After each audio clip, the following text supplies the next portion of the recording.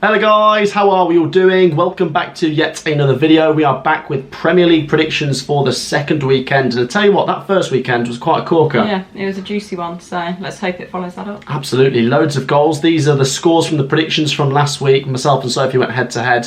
And like I say, as ever, get your predictions in. Let's see who does better in week two. Remember to like and subscribe. And let's get started with game number one, which is Aston Villa versus Everton. Both teams lost on the opening weekend. Everton losing to Chelsea, Aston Villa losing to Bournemouth. That was a bit of a surprise for me. I just think Villa are going to win this. I don't know why, I just can't see Everton coming and winning at Villa Park. I know Villa weren't good at Bournemouth, but I think they've got Gerrard, who I just think is a stronger manager than Lampard. I think they've got a stronger team and they're at home. I just feel like the crowd's going to be up for this. Villa get their first 3 points, 2-0. See, I think it's going to be a draw. Really? Yeah. Purely because of like their last performance against Bournemouth. Before that, I would have said, no, this has got a Villa win written all over it. As you said, they've got a miles better team, in my opinion as well, a better manager. But I'm a little bit biased because I love Gerrard.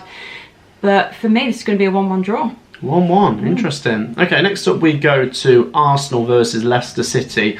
Arsenal very impressive against Palace. That was a really good win. I mean, Arsenal, over the last few years, I've looked at them and thought mentality-wise, games like that, going away to Palace, is not easy for them, but they've put in a solid performance, and I feel like I've got to back them to win after that. I think they'll beat Leicester. Leicester were okay for bits against Brentford, and then they threw it away and drew 2-2. I think Arsenal win this 2-0. Yeah, I'm going to go a little bit more convincing for me. I don't know. I think Leicester, in that game, they started very strong, but to throw away a 2-goal lead, it's... I can't see them picking up the 3 points or even a draw, to be honest. And yeah, Arsenal have started very strong and I think they're going to continue that. So 3-0 Arsenal.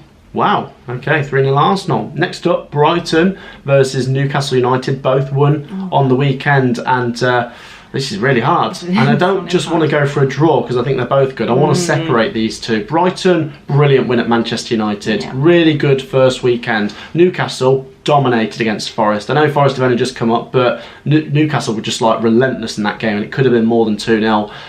Really hard to separate these two. I'm just going to give it to Newcastle 2-1. I think they're going to have I feel both teams will make the top half based on what I've seen so far. Yeah.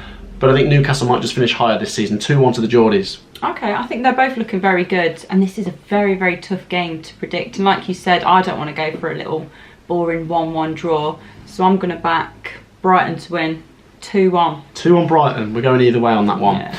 Next up, Manchester City versus Bournemouth. Now, Bournemouth, really good win against Aston Villa. And this is a different kettle of fish going away to Man City. It's just that one game of the season where you just know you're lucky to get out of here with just a 2-goal loss or something. The odds for Bournemouth to win, 40-1. That's insane. 12-1 for a draw, but 40-1. That is mental. That is mental. Man City obviously won at West Ham 2-0. Clean sheet. Haaland's up and running. 2 good goals. One was a penalty, which he won, and the second one was a nicely stuck away goal.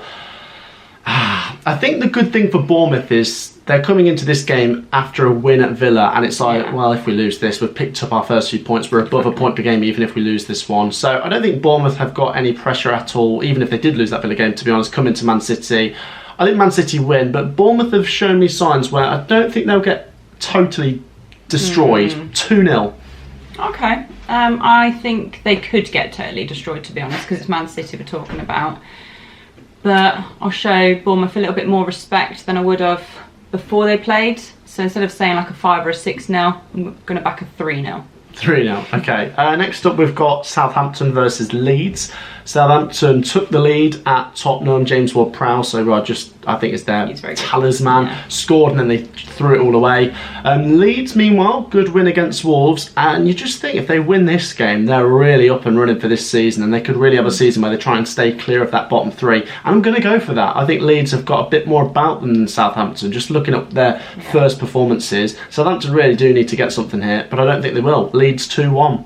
I'm actually going to back a draw here. I think it's going to be a little bit of a tighter game. If I had to go for any team, it'd probably be Leeds as well. But yeah, I don't know. I can just see a draw playing out, but goals, so 1-1. Okay, now next one, Wolves versus Fulham. And do you know what? I'm really struggling with this. Really, really struggling, because ordinarily in the middle of a Premier League season, I feel like I'd go for Wolves. Yeah. But That weekend, Fulham were brilliant against Liverpool. Really, really good. And they will stay up if they do that most weeks. Most weeks they just need to put in that performance, because we've seen with teams like Fulham and Norwich, when they've come up, they can put in a good performance every so often, but it needs to be more regular if they actually want to stay up. The consistency. Wolves were not great against Leeds. No. And I'm going to go for Fulham. 1-0. Yeah, I'm going to go 2-0. I think they really impressed me actually against Liverpool. And it's not like, it was a couple of fluky goals. They played really well. And Mitrovic, he's looking very good. And I've always said like he's very, very good in the Championship, but he doesn't quite cut it in the Prem. And I'm actually interested to see how many goals he could get in the Prem this season.